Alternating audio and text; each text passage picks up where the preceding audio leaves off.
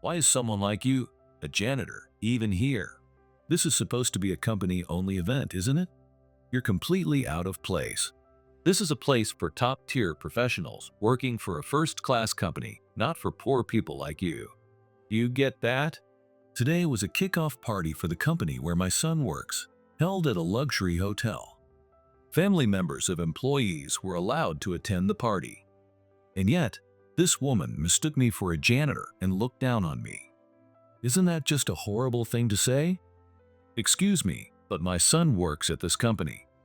As I tried to speak up, splash, I had champagne poured all over my head. A janitor like you has no right to talk back. You've probably never even had champagne before, have you? Consider this your lucky day. See how kind I am? Go ahead, enjoy the taste of luxury, though I doubt you can tell the difference. You eyesore of a pauper. Clean yourself right out of here. Ha ha. She laughed arrogantly, unaware that this very act would be her downfall. My name is Tom. I'm 65 years old. My parents used to run a small coffee shop together. It wasn't a booming business, but regulars kept it going. One day when I was in high school, I overheard my parents talking in the living room. Looking back, that moment changed my life. What should we do the way things are going? We might have to close the shop. Yeah, I don't think we'll be getting more customers anytime soon. Maybe it's time. I loved that coffee shop. Hearing that broke my heart. I didn't want it to shut down. What could I do? If we got more customers, maybe we could keep it open. I stayed up all night thinking, and the next morning, I made a suggestion to my parents. Let's give out discount coupons to the regulars. They can write their name on the back, but they can't use them themselves, so they'll have to give them to someone else. I'll hand them out. My parents had pretty much given up, so they chuckled at my childish idea, but agreed to give it a shot. At first, a few new customers started coming in. Then word spread. Before we knew it, the place was thriving. My parents couldn't keep up with the business alone and had to hire part-timers.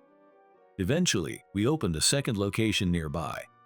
That one did well too. We kept hiring and expanding. It became a small but successful chain, and my parents no longer had to worry about money. I went back to enjoying high school life, relieved. I didn't really have a dream or anything I wanted to do back then.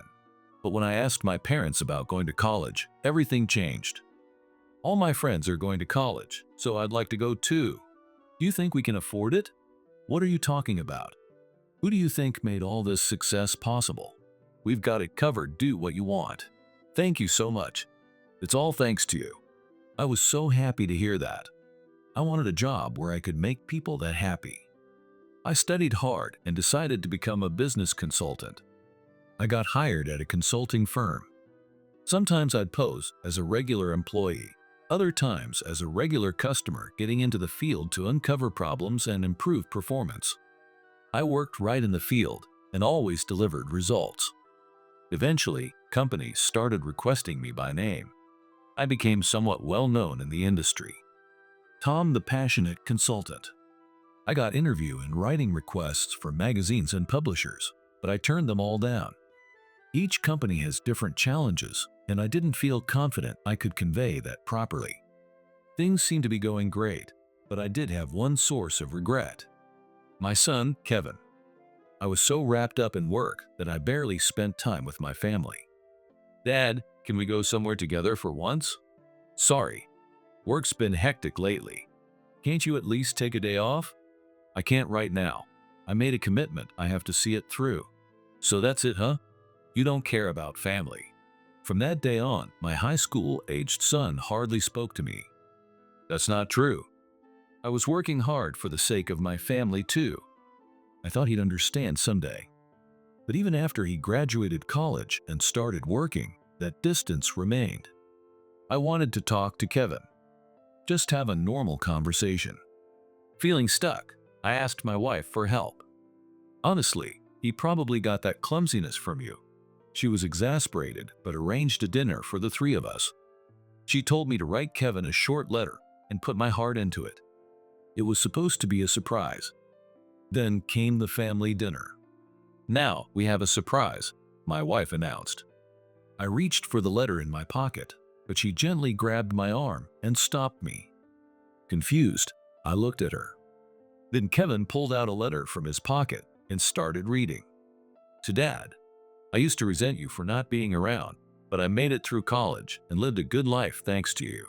Thank you. She must have told him to write it. There was a bit of sarcasm in there, but it still made me happy. Now, for the next surprise, she said, giving me a nod. I read my letter aloud. To Kevin, I know I wasn't much of a father. I truly regret that. Still, I want you to know how much I care about you. Thank you for growing into such a fine man. When I finished, my wife spoke. And now, one last surprise. She pulled out her own letter and began to read. To Tom and Kevin, I bet both of you wrote clumsy letters. Let's skip the dramatics and just get along already.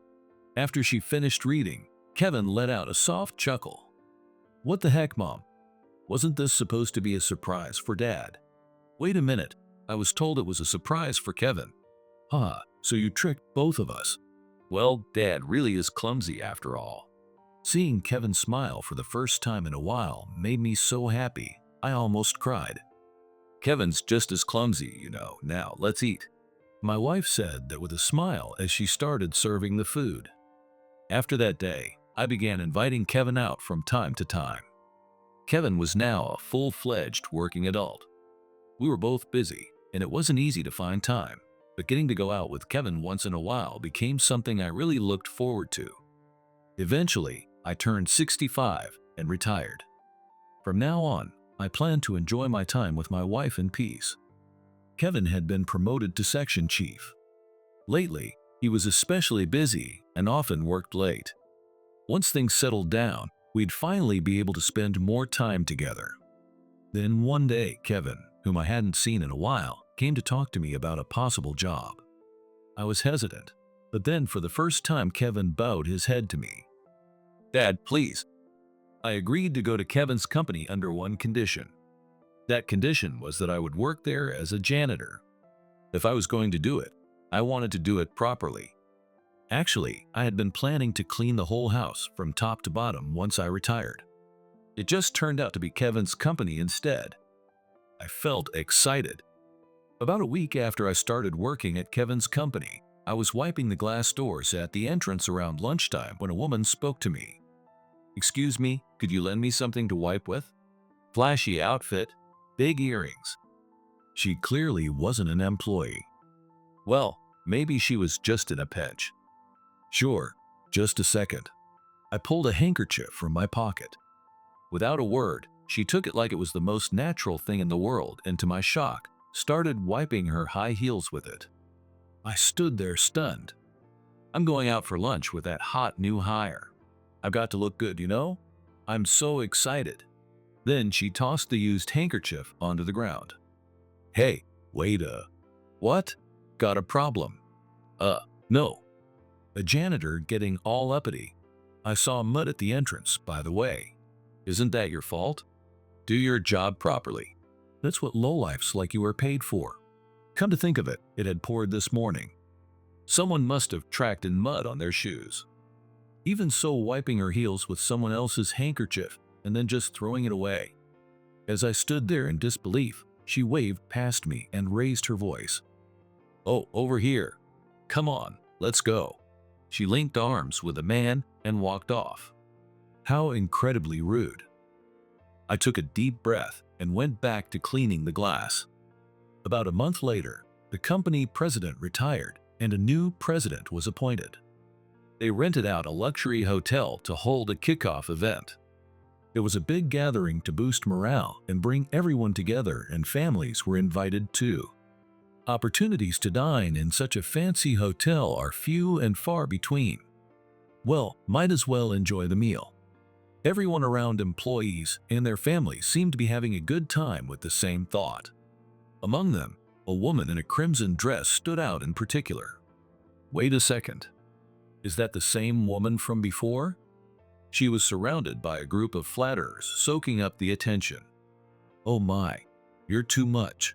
People were buzzing around her with exaggerated praise. Must be exhausting for those around her. There's always someone like her wherever you go. Maybe it's just my old consulting habits kicking in, but I couldn't help noticing.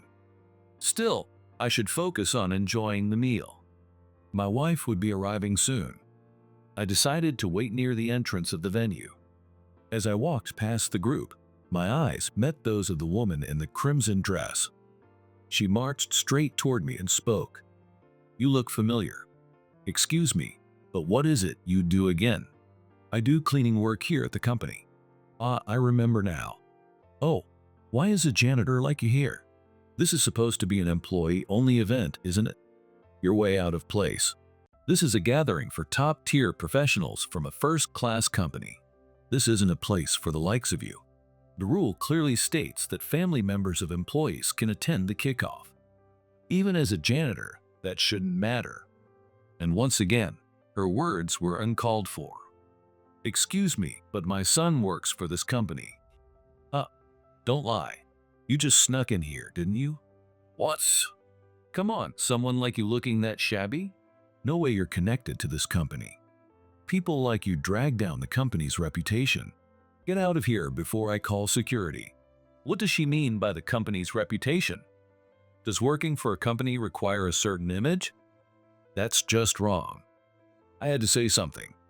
"Ma'am, you talk about reputation, but don't you think your behavior is?" Splash. Just as I started to respond, she suddenly threw her glass of champagne on me. It drenched my head and soaked my clothes. Champagne dripped from me onto the floor.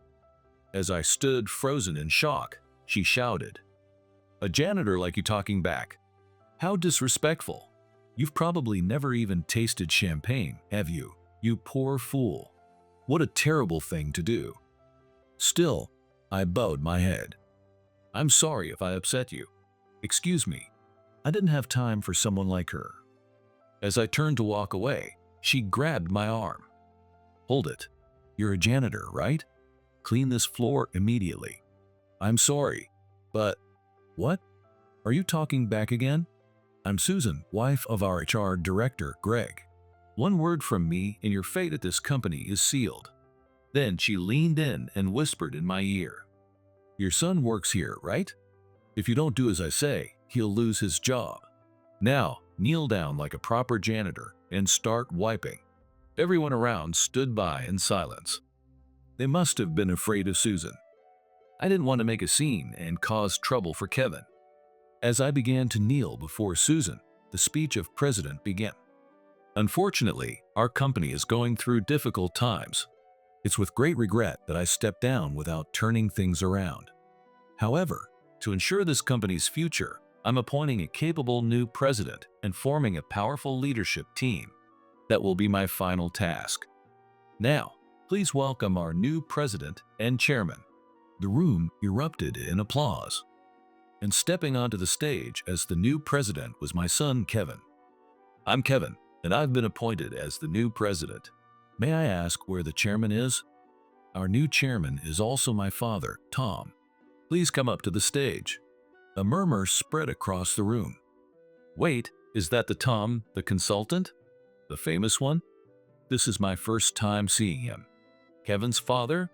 The last names do match." I turned to Susan and said, "Excuse me, Kevin is waiting for me," then walked toward the stage. Soaking wet, I stepped up on stage, and Kevin looked at me in surprise. "You're soaked, what happened?" I just got the champagne fight started early." I said that as I took the mic from Kevin. "I'm Tom, and I've accepted the position of chairman." I glanced over at Susan. Her eyes were wide open, and her face had turned pale. As I take on this role, I want to make one thing clear. I am committed to restoring proper function within this company. Over the past few weeks, I've worked undercover as a janitor to investigate what's really happening here. In one department in particular, I witnessed high-performing employees being unjustly transferred, others being forced to entertain superiors under pressure from HR authority. Frankly, the list goes on. Sound familiar, Susan? Pouring champagne over the head of an employee's family member and discriminating against them based on their occupation, do you not find that appalling? At that, All eyes in the room turned to Susan. Her face turned bright red, and she opened and closed her mouth, speechless. I addressed the room. A company is made up of people doing their jobs. If someone consistently acts out of line, the entire organization starts to rot. The priority is to remove that rot and create an environment where the company can operate properly. This is beyond the scope of a consultant's role. That's why I've accepted the powers of a chairman. I will do everything in my power to make this company a place where everyone can do their jobs, succeed, and feel secure. I'll do whatever it takes, and I ask for your support to protect this company and each and every one of you. I bowed deeply to the audience. After a short pause, the hall erupted into loud applause. And then, with her red dress trailing behind, Susan stormed toward the stage. She suddenly grabbed the mic from me and shouted, "Everyone, listen to me. This is a conspiracy, a father and son takeover. They're going to turn you all into corporate slaves. It's ridiculous for a section chief to become president. My husband should have been president." Her voice rang so loud, it made the mic screech. Everyone froze in shock at her outburst. Says the real slave driver. The heckle came from somewhere in the crowd, and Susan screamed, "Who said that? Show yourself. I'll have you fired." "Who was it?" "You. You." She started pointing wildly, demanding names. Security rushed over. "Let go of me. Listen up, everyone. The president is my husband. He should be president." Even as she was being taken away, Susan kept shouting. The truth was, President had originally intended to name Greg, Susan's husband, as his successor. Greg was Richard's cousin and had always been someone he trusted. But in recent years, Greg's behavior had deteriorated badly, and the company's performance followed suit. President's long-standing trust in Greg clouded his judgment. Meanwhile, the one quietly holding the company together was none other than Kevin, who was section chief. After a few meetings, President became convinced of Kevin's potential and asked him to become president. Kevin initially refused. "I can't be president. I'm still young, and I wouldn't have the support of senior staff. Besides, I've been hiding something from you. I'm in a serious relationship with your daughter, with marriage in mind." President Richard was stunned. "I didn't tell you because I didn't want my personal life to influence your decision." Kevin bowed deeply. "I see, you're sincere and fair. I can trust you with my daughter and with this company. It's selfish of me, but as your future father-in-law, I ask you to accept the role. It's for the good of the company." Moved by Richard's passion, Kevin finally agreed to become president. That's when the secret training began. After finishing his long days as section chief, he spent every night in the president's office learning how to run the company. He got home late and was exhausted. Still, his sense of duty kept him going. Once he was up to speed, he began having in-depth discussions with Richard. Day after day, late into the night. But even with all that effort, Kevin couldn't find a breakthrough. So he finally told Richard about me. "I'm the son of Tom, the passionate consultant. Maybe, just maybe, my father could help." Without hesitation, Richard bowed to Kevin. "Please, ask for his advice. Beg him to help this company. I'll pay him from my own pocket if I must. My father's not the kind of man who works for money. Let's just explain the situation honestly and ask with sincerity. I hate to pull him out of retirement, but it's our only hope." That's how I got involved, called into the president's office, and briefed on the company's troubles. I agreed immediately. To understand what was happening inside, I asked to work freely as a janitor. They gave me a uniform and cleaning supplies, and I got to work. I never imagined it would all lead to what happened at the kickoff event. After Kevin finished his speech as new president, I explained to him why I showed up soaking wet. He apologized, saying, "It's fine. If it helps the company, I'll endure anything." That was nothing. I almost lost my composure back there, but I kept that to myself. The next day, Greg came to the president's office to bow his head.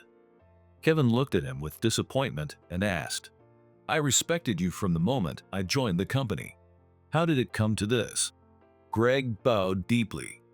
I have no excuse. Please, discipline me as you see fit. His voice was heavy with remorse. Kevin raised his voice. You were such an admirable person. What happened to you? I'm truly sorry. It's shameful, but please let me explain. And so, Greg began his confession. My wife and I were overjoyed when I was promoted to head of HR. Of course they were. Being named a department head is a recognition of years of hard work. One day, I told my wife, maybe becoming president isn't such a far-off dream. She said she'd support me all the way. It seemed Susan started to change around that time. She formed a social club for the wives to gain influence and hosted events to get closer to powerful subordinates and department heads. That much was still acceptable, but then people started cozying up to her just for power. With nothing but flattery and praise, she gradually began wielding power as the HR director's wife and eventually became addicted to it. By the time he realized, there was no turning back. No matter what he said, she insisted it was all for his sake. Even when he tried to stop her, he gave in to her desire to be the president's wife and ended up abusing his authority in HR. She was always strong-willed and determined. That's what I admired about her. She supported me for years, but now she's doing things like this. Greg bowed his head, his face twisted in anguish. I'm prepared to resign. My wife made grave mistakes as a human being, but I'm the one who let it happen. And I failed the company too. I accept any punishment. His voice trembled and his shoulders shook. There was no doubt he was truly remorseful. Kevin furrowed his brows and clenched his jaw. In the heavy silence, I finally spoke. Greg, you'll be transferred. No title, no subordinates. You won't be involved in any of the company's core functions. It's a remote assignment, frankly, a dead-end post. Still, I want you to prove your commitment by producing results there. Can you do that? Greg responded without hesitation. I humbly accept. There's company housing available. Will you be bringing your wife? If possible, yes. Wouldn't it be better to leave her here? The living conditions will be very different, and it may only make things harder for you. I'm sorry, but she's someone I once truly loved. I want to take the time to talk things through with her properly. I see. Fortunately, it's a quiet post. You'll have the time. Take it slow and talk things over. I'll issue the transfer order immediately. Greg expressed his gratitude and left the room. A heavy silence settled over the president's office. Kevin let out a deep sigh. Then, with frustration, he said to me, "He was such a good person." Kevin stared off into the distance. Yeah, I could tell. I had sensed that too in the way Greg spoke. You wouldn't know this, Dad, but back in the day, he used to look out for me a lot. Took me to events, invited me to study sessions, even gave me business books he thought were good reads. I really looked up to him. I thought we could. He stopped mid-sentence and covered his eyes with his right hand. I heard a sniffle. Drops hit the desk. I thought of the times I failed to be there as a father, and I couldn't find any words to comfort Kevin. I gently placed a hand on his shoulder. The love for family. Doing what's right for the company. Both are important. But even the smallest rift, the slightest unraveling, can lead people to make mistakes. And unless those mistakes are corrected, someone will continue to suffer. When you can't see your own mistakes, or can't fix them even if you do, it's okay to lean on someone else. I don't want to see anyone cry anymore. I will rebuild this company. This is my final mission.